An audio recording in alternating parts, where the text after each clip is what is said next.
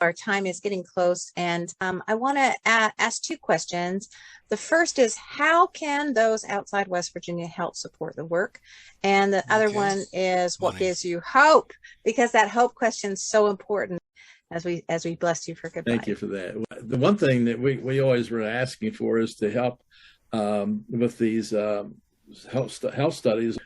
We want to try to push that into Congress and get it up there for a vote. It would just have a moratorium and then the National Health Study. We had the National Health Study going on. It was halfway through, and then it got defunded by the Trump administration, which we know what happened. Behind the scenes, the coal industry got their hands on to pull that, So because the results are devastating. When we're talking about not just pollution, we're talking about people getting sick and dying, and the stats are there. But what gives me hope? I think what gives me hope is I wanted to say that the typical thing, God works is in control, but I see people like Robin, like a lot of people, really, maybe not a lot, but really courageous. Some of my heroes of all time are people who just are courageous, who oftentimes have stood alone in a community and been intimidated. And they just stick at it. There are some amazing activists in this state, and like Robin said, we kind of know each other, so it's kind of like a family. I am energized by people who really have a passion for justice, for what's right. I might not agree with them on everything; they might agree with me on everything, but we agree on we got to do something. We're going to stick our necks out and work hard at it and courageously, and that gives me hope. Yeah. Perhaps what gives me hope, and I can answer the last question that was asked, is the amount of people who are installing solar on the rooftops.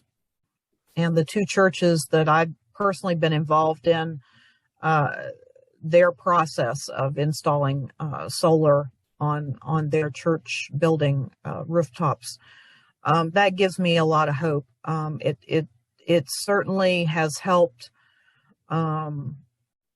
people get through storms. One of the churches has a daycare facility, and it's helped provide a more reliable source of electricity for that facility. So on a small scale, that definitely gives me hope.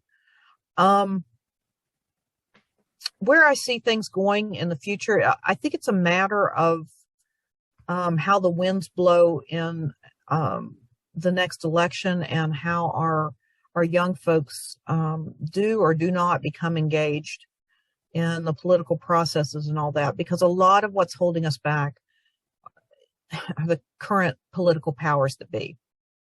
West Virginia is still dominated by climate deniers and others. Our governor is a coal baron. And so as long as these kind of people keep being put in office, we're going to have issues. But I feel hopeful that younger people are getting engaged in elections and are getting engaged in electing people, lead us in a different direction.